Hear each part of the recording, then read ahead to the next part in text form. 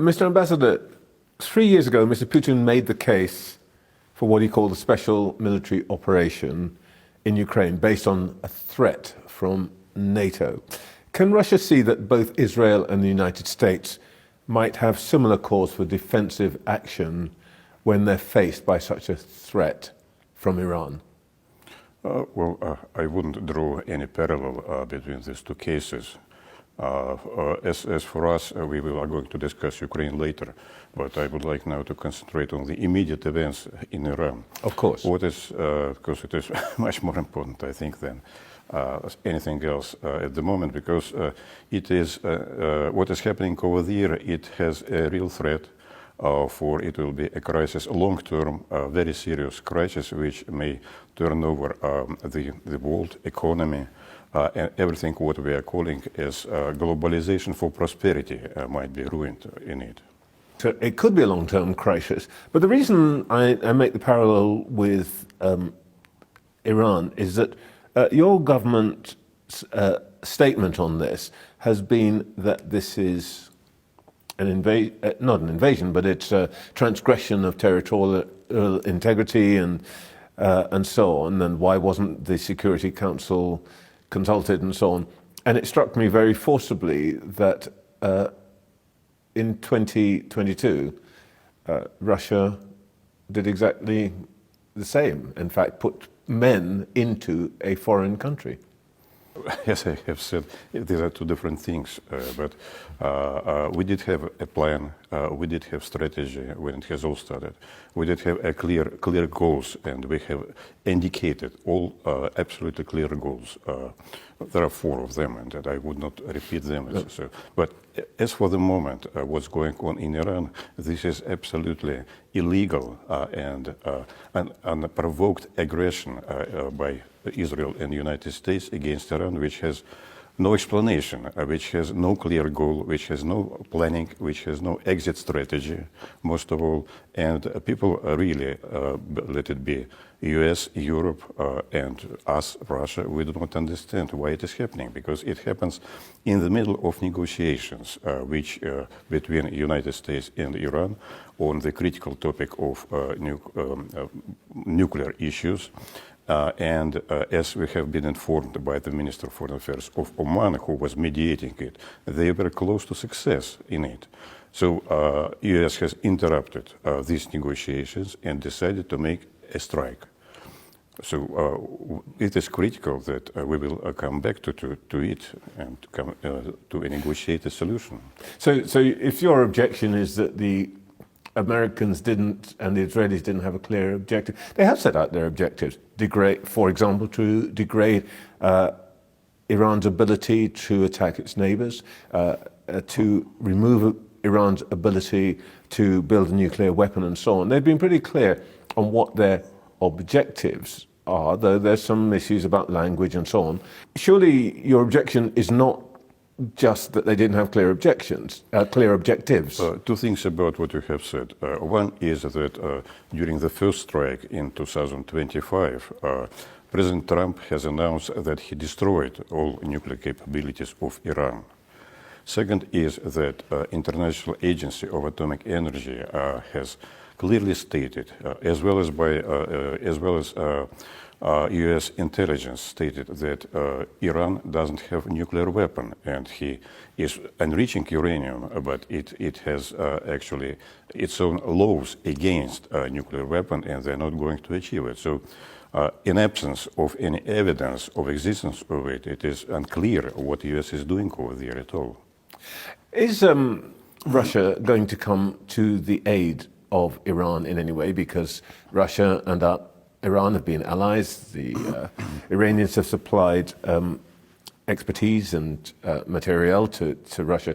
Would you, for example, consider supplying Iran with munitions, drones, and so on? You know that we have all sympathies with Iran. They are our neighbors. They are historically, we have had always very good relationship with Iran. But for the moment, as it has been announced yesterday, Iran didn't ask for any assistance or help. And if they were to ask, Russia would consider that request seriously? and make assistance available? Well, you know, we are not only sympathetic with Iran, but we are also sympathetic with the countries of Persian Gulf, with all Emirates. We have interest in all of them, including Iran, and the best will be, of course, to stop immediately any aggression over there. I know any aggression, any implementation of force over there, and to come back to the peaceful solution, negotiated and diplomatic solutions. So this is interesting because most of the Gulf Cooperation Council countries have come out in support of the Israeli and American action. Is Russia going to be neutral in this? We are not neutral. No, we are neutral. We are supportive to Iran, of course, and we consider, as I have said, very negatively what is being done. And besides, we do not understand this logic. It is the logic at the moment of Western countries and of the others is that Iran is to blame for everything. But no one is saying that US and Israel has initiated an attack against Iran, and Iran is only responding to this attack. So this is simply unfair. And what's going on in Security Council, as I understand, there is a draft resolution introduced by Bahrain, which is only blaming Iran for the events and for the crisis. I think that the work is going on to make it more balanced now. If I were an ally of Russia in various ways, I would expect Russia to be coming to my aid physically and materially.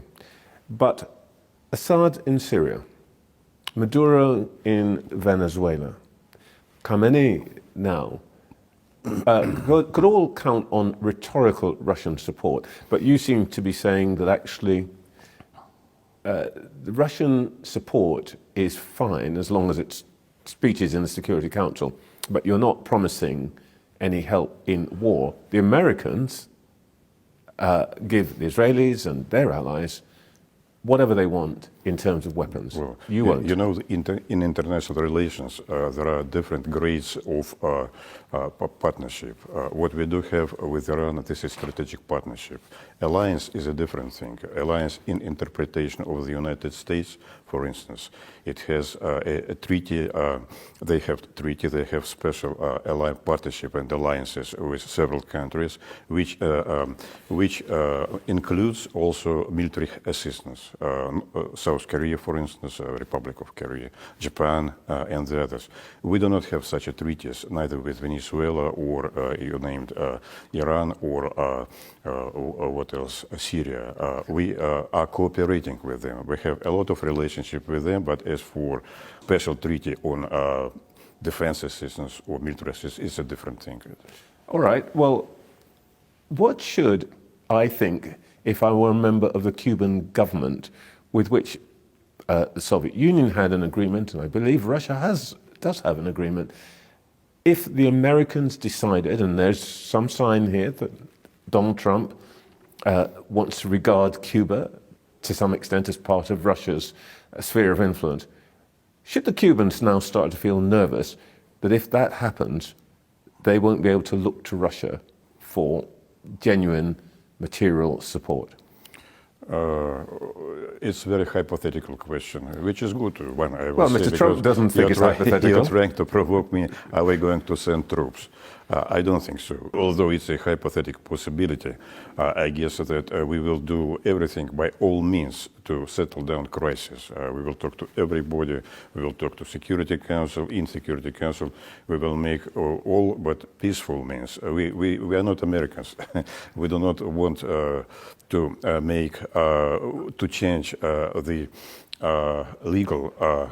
legal situation by force.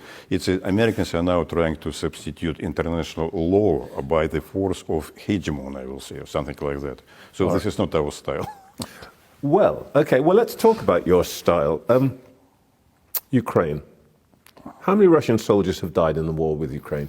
Well, I have been asked many times to answer this question. I refuse to do it. There are calculations by serious experts. I know these calculations, but I'm not going to reveal it to you. Can you give me an order of magnitude? Is it tens of thousands? Is it hundreds of thousands? Is it a million?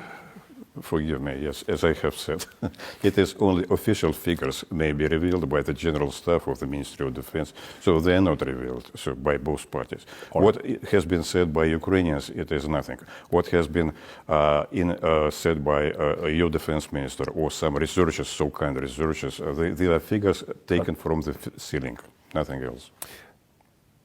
The Center for Strategic and International Studies, you may or may not believe their figure, but they put it at around 325,000. Okay, whatever it is. You are a senior Russian official. Your colleagues have to tell Russian mothers that their sons or daughters have died in this conflict. What are you saying to those people about why? To whom? To the mothers and fathers and brothers and sisters of those who have died in the conflict that you started with Ukraine. It is a special military operation which it is needed because the situation was threatening to our vital interests, of course, and a decision has been taken to make it. It continues right now. It goes slowly, I will say, but steadily.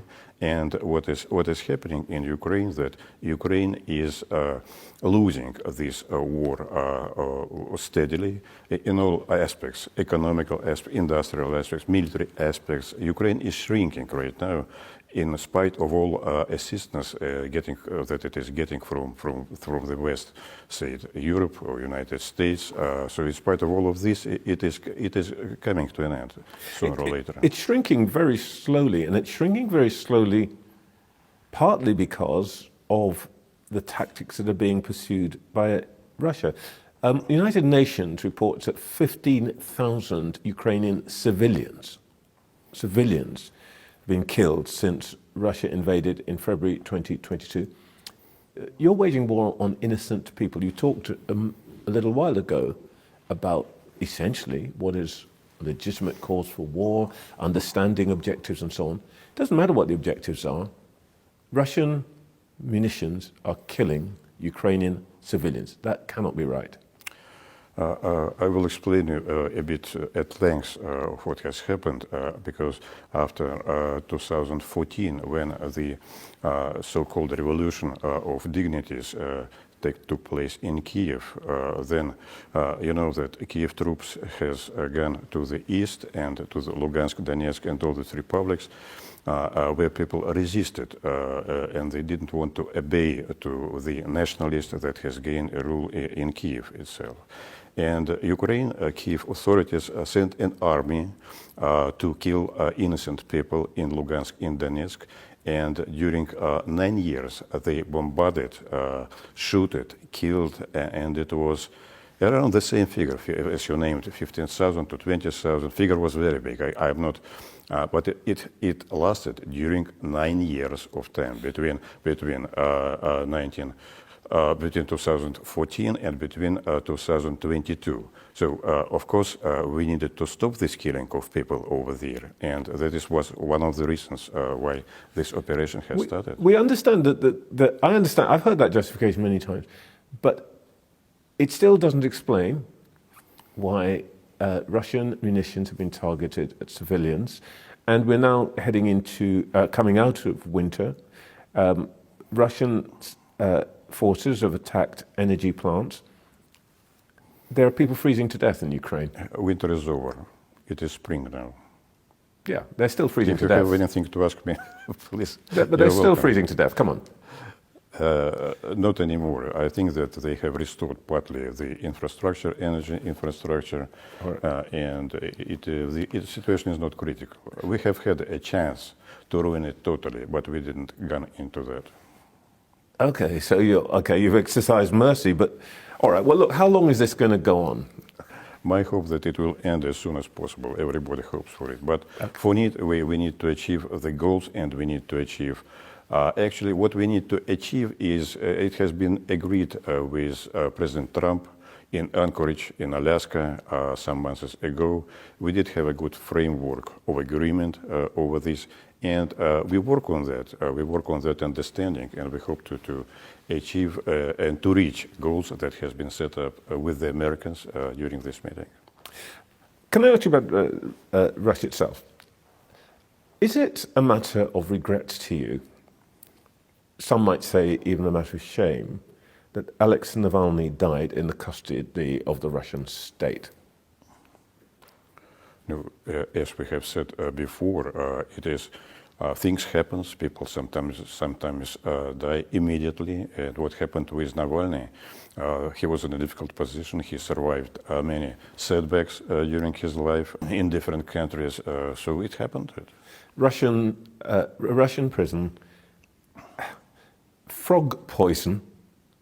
Our Foreign Secretary spoke to our program just a few weeks ago, and she had absolutely no doubt that this was in some way, shape or form the act of the Russian state. Do you think that we have got this frog from this South America? Tell me, please. Well, I think her point was that no one else had the capacity to bring in that kind of toxin. I will tell you that we have here in London six places who are selling this type of done it synthetically, which is based on these frog poisons. Nothing to do with you guys? Nothing to do with us. May I ask you about a very specific thing that's happening today? The Paralympic authorities, sport authorities, have admitted Belarus and Russia to the games that are going on now. The United Kingdom is boycotting the opening ceremony. What is your response to that?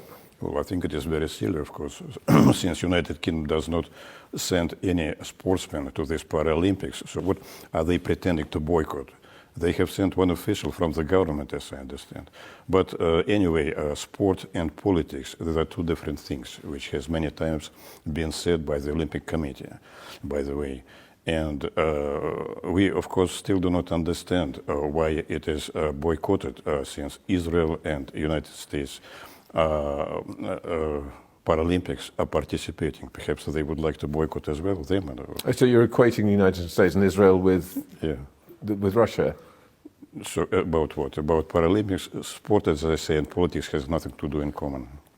By the way, one very specific British issue is the money that's being held, I think it's now into billions, frozen in relation to Mr. Abramovich, this is money.